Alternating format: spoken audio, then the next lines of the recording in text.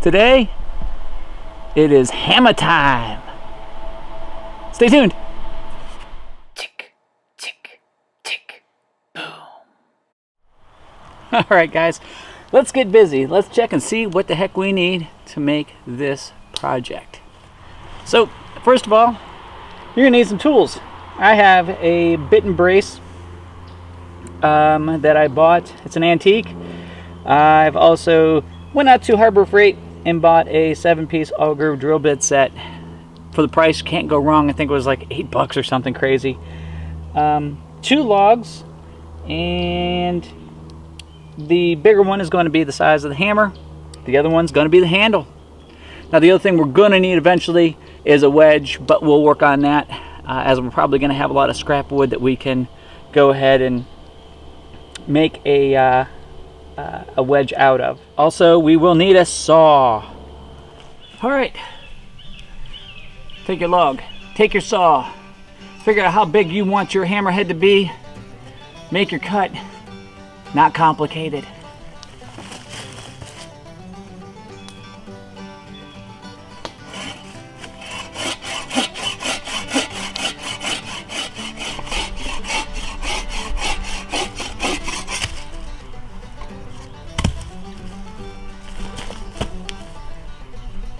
Hammerhead.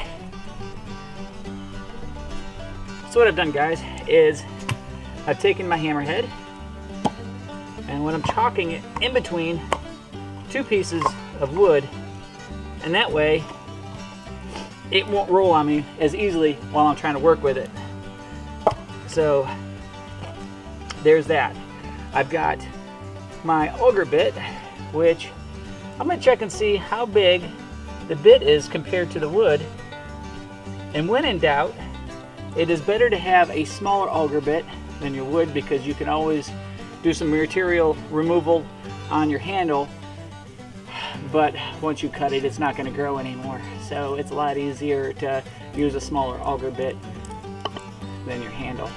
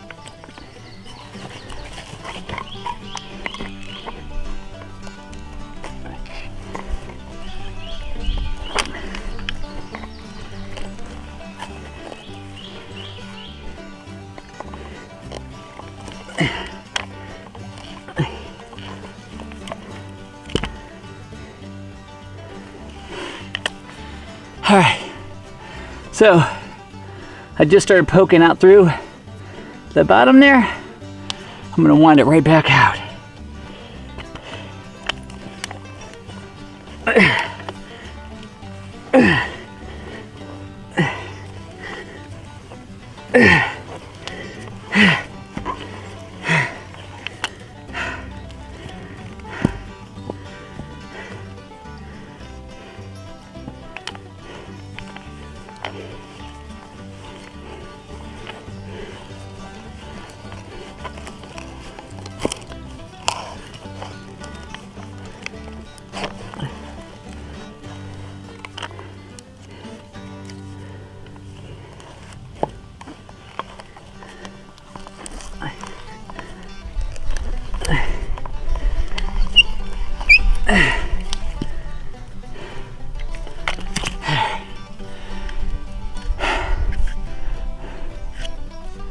Got a hole.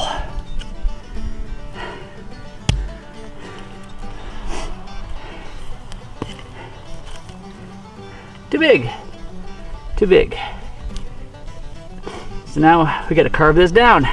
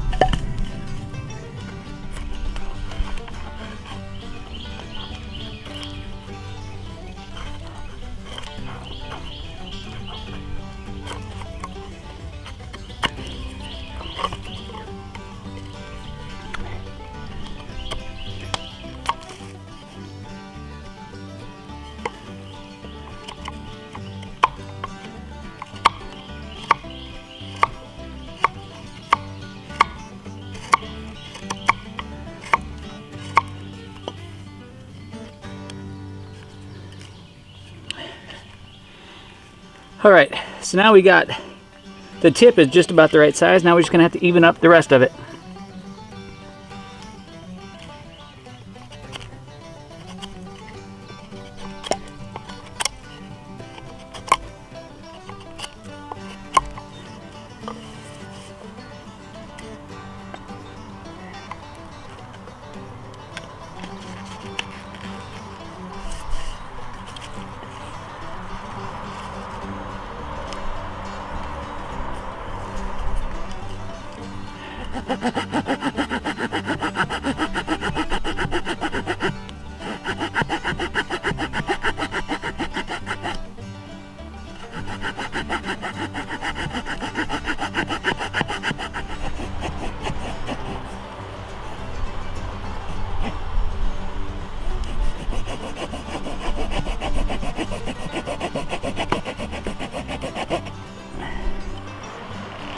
Alright guys, so the next thing you want to be careful of is the orientation of your slit. So when you have this, what you're looking at is you don't want the force to be pressing this way, you want it to be going this way. If you have it going this way, so if I put it in like this, when I pound this in, it's going to force the wood this way, which will actually crack it. So you want it to be going like this, so when you pound it in, it presses this way against the wood.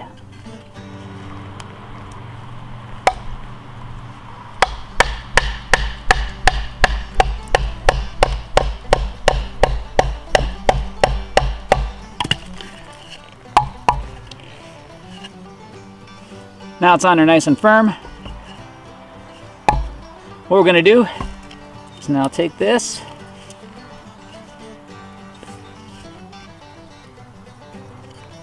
force it on in there.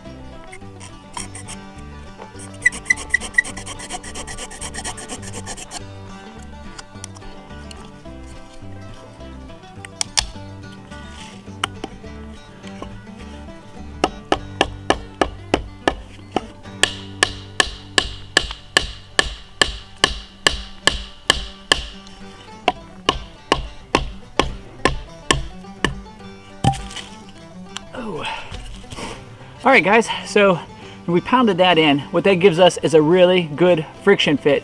And again, as you can see, the way the slit is oriented, that puts all the force this way on the wood and this way on the wood, so it doesn't split out as easy. Now, the next thing we're going to do is we're going to remove the bark, chamfer the edges there, and then we're going to fancy up the handle a little bit, and we'll call it a day.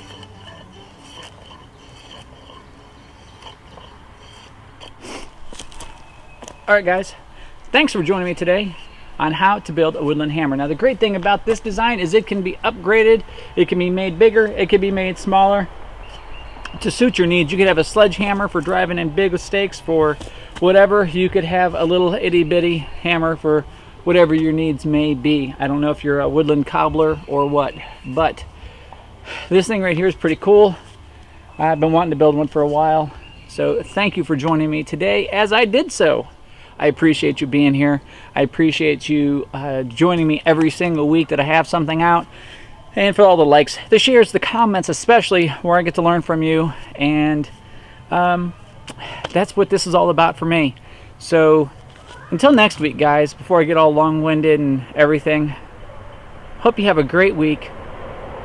And get out of the inside and into the outside. Take care.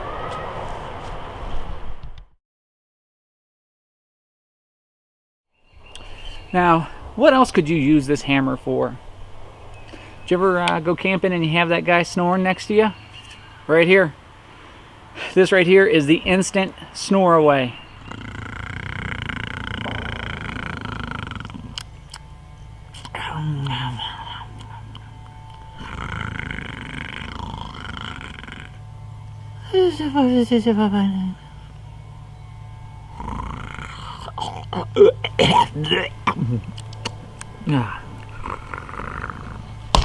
Oh.